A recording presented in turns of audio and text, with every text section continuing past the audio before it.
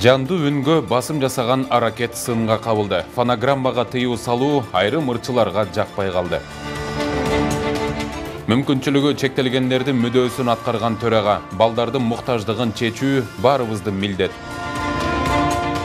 Заманбап таштанды жайы ишке кирди. Кала бийлиги калкты маданиятка үндөөдү. Ушул жана башка жаңылыктар менен тааныштырып, эфирде күн жүрүш маалымат программасы, студияда Мирлан Маматалиев. Саламатсыздарбы? Бүгүн Жогорку кеңештин төрагасы Нурланбек Шакиев Бишкек шаарындагы номер 48-чи Атайын мектепке чейинки билим берүү мекемесине барды. Жаңы жылдын алгачкы күндөрүндө бөбөктөр менен жолугуп жатканына кубанганын айткан төрага жамаатты жана балдарды майрамы менен куттуктады. Жаңы жылдын алдында билим берүү мекемесинин атынан кайрылуу түшүп, компьютерге муктаждык бар экени айтылган.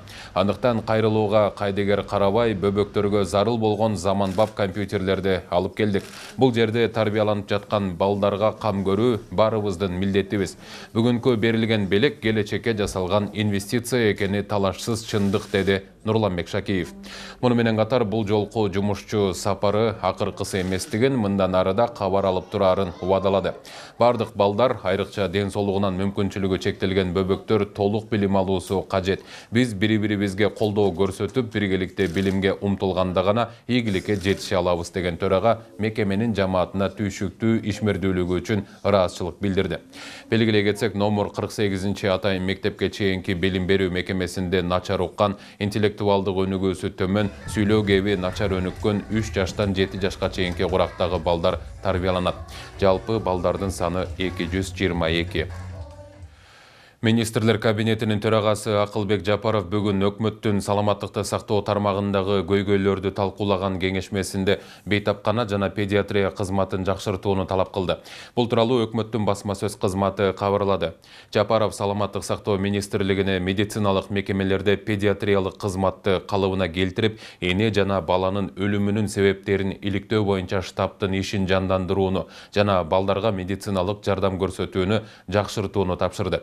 Өкмөт башчысы ооруканаларды жана бейтапканаларды бөлүү жолу менен саламаттык сактоо мекемелеринин түзүмүн кайра түзүү, калкка медициналык жардам көрсөтүлбөгөн учурлар үчүн ишеним телефонун киргизүү, тез жардам унааларын лизингке алуу маселесин да козгоду.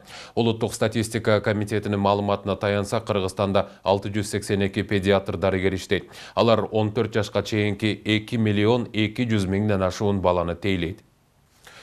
Москва шаарынын аймагында чет өлкөлүк жарандардын башкалар үчүн коркунуч туудурган жугуштуу оорулардын бар жогуна кошумча текшерүүдөн өткөндүгү үчүн акы төлөө жокко чыгарылды. Бул туурасында Кыргызстандын Орусиядагы элчилигинен кабарлашты. Дипломатиялык өкүлчүлүктөн бул Кыргызстан тараптын бир нече ирет кайрылуусунан жана Тышкы иштер министрлигинин Орусиядагы элчиликтин Россия Федерациясынын тийиштүү органдары менен жүргүзүлгөн тынымсыз иштеринен кийин болгонун белгилешти.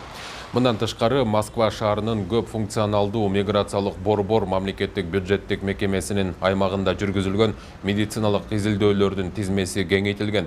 Ошону менен биргеле башка медициналык мекемелерге жиберилбестен аталган борбордун аймагында жугуштуу оорулардын бар жогуна кошумча медициналык текшерүүлөр жүргүзүлөт.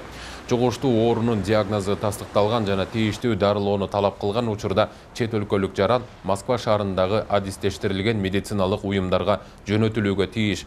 Бул учурда жугуштуу ооруларды дарылоо үчүн акы алынбайт деп айтылган маалыматта. Жыл жаңыргандан тарта өлкөдө мамлекеттик жана ири иш-чараларда фонограмма менен ырдоого тыюу салынды. Маданият министрлигинин бул кадамын колдогондор да, сындагандар да арбын болууда.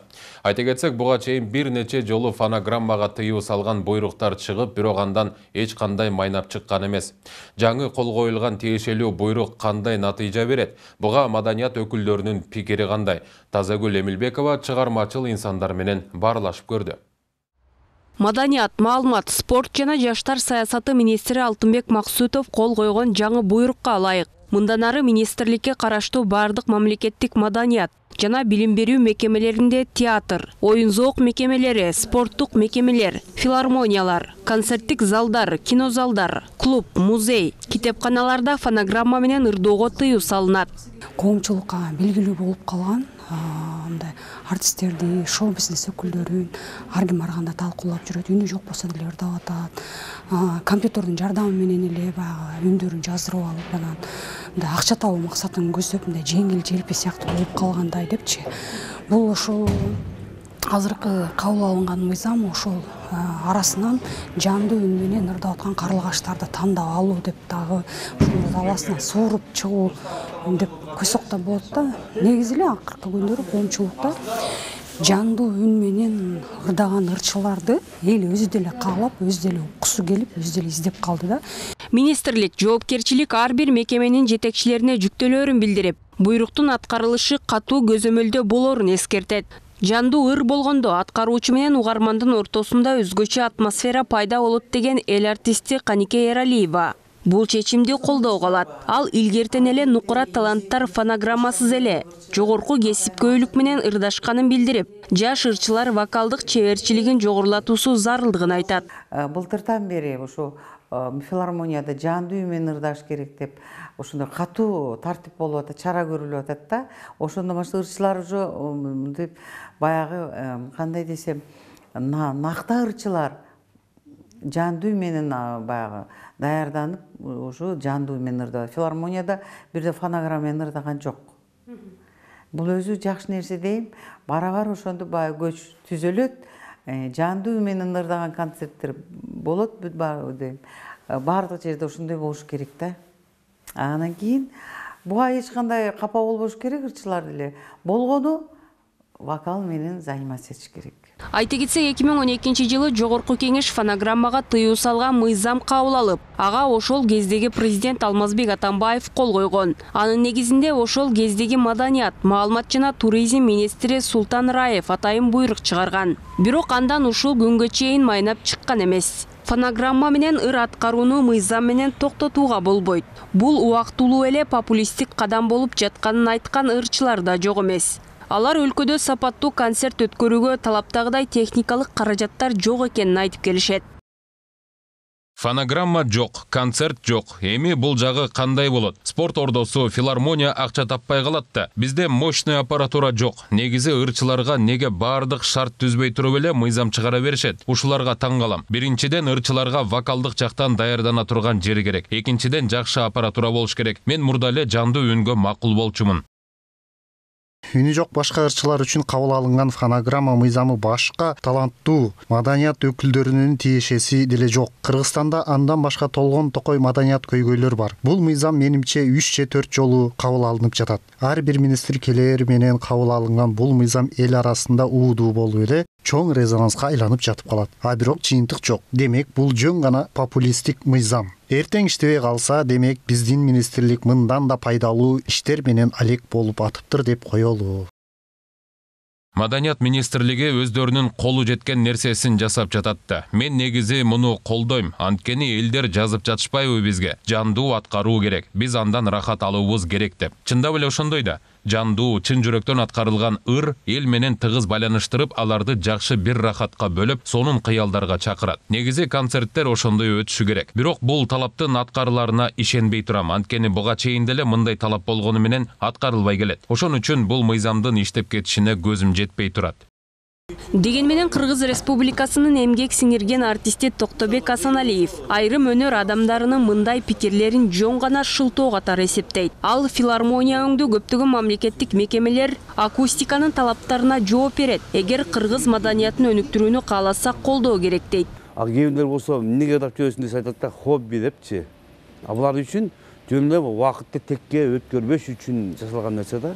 Бул фонограмманы жөнгө салыш керек. Кайсы убакта фонограмма ырдайт? Мисалы чоң съемкаларда, теледе, бир чоң концерттерде болушу мүмкүн, мисалы сыртта, стадиондордо, тиңдеймде. Ошондо раз десең 1 секундтан кийин кайра улам болот да, анда жиборданга мүмкүнчүлүк болбойт. Ошон үчүн ошондой бир моменттери болсо, ошондо фонограмма ырдаган уруксат бериш керек. Калган убактарда болсо тирүү ырдаганга аракет кылыш керек. Адам Кудай Тааланын астында да ичкен жеген акташ керек деп ойлойм да. Кыргызстанда фонограмма менен ырдоо 2000-жылдары кеңири жайылган. Ага тыюу салуу маселеси көптөн бери талкууланып келет. Маданият министрлигинин бул жолку аракети канчалык жыйынтык берет, убакыт көрсөтөт. Тазагүл Эмилбекова, Тынчтык Гөлбаев, New TV.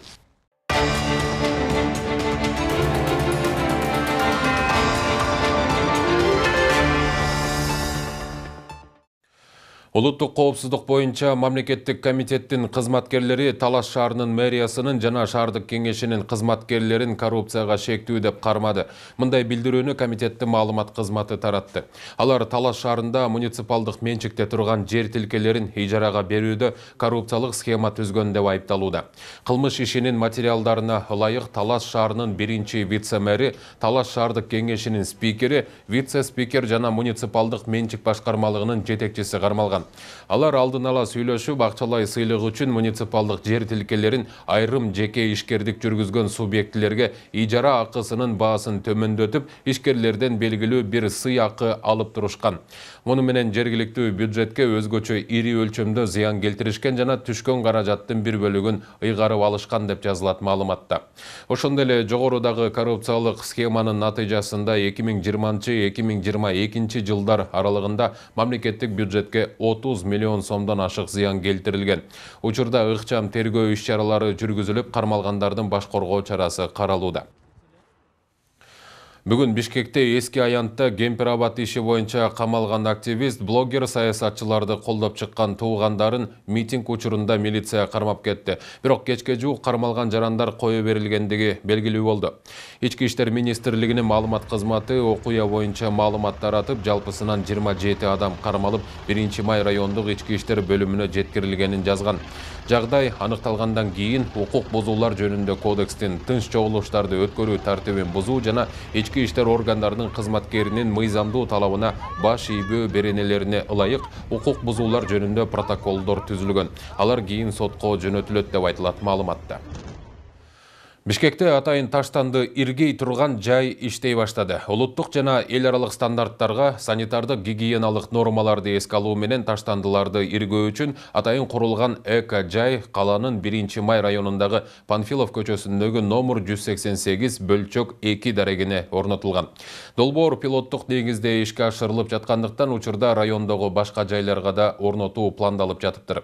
Атайын инвесторлордун колдоосу менен ишке ашырылып жаткан бул долбоордун максаты турасында Акыл Аймаратова айтып берет.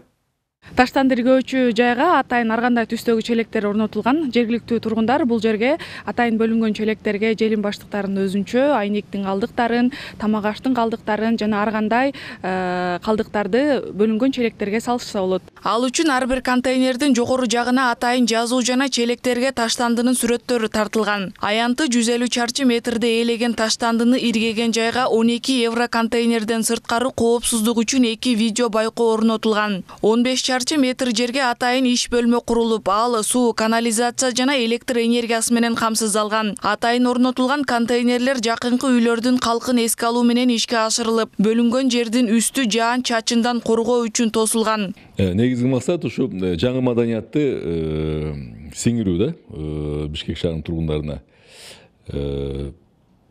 Менимче өтө жакшы эле натыйжасын берсе керек, себеби ушу 2-3 жылдын ичинде биз жаңы коом тарбиялаганга бир жакшы бир кадам таштайт элек. Себеби мисалы үчүн ата-энеси үйдөн мусорду таштанып иргелеп келсе, балдарды үйрөнөт.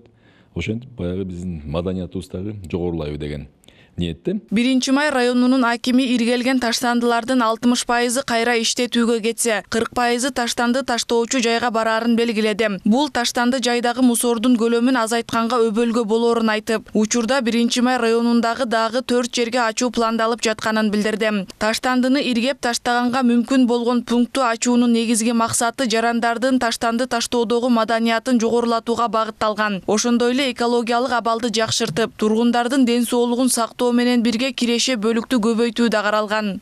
Калдыкты чогулткандар көзөмөлгө алат, калдыкты иштеткендер келип сатып алышат.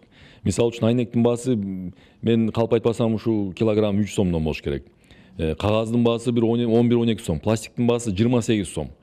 Ал жерде 9-10дой бир чоң үйдүн көлөмү да тазалыктын бир машинасы эле толуп калат да. Жанагычы ушундай объемдо менимче балдар Кудайга шүгүр жакшы эле өзүнүн эмесин мээнетин актайт деген ойдобуз.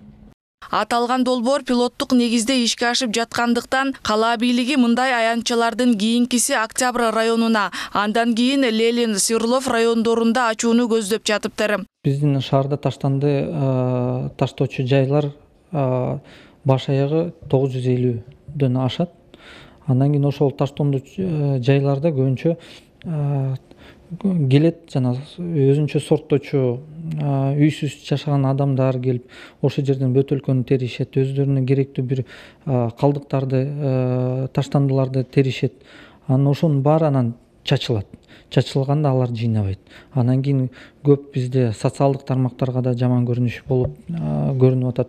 Ошонун баарын алдын ала келишибиз керек. Мунун баарын бир жагынан, экинчи жагынан болсо биз жарандарды да ошол тартипке чакыруу.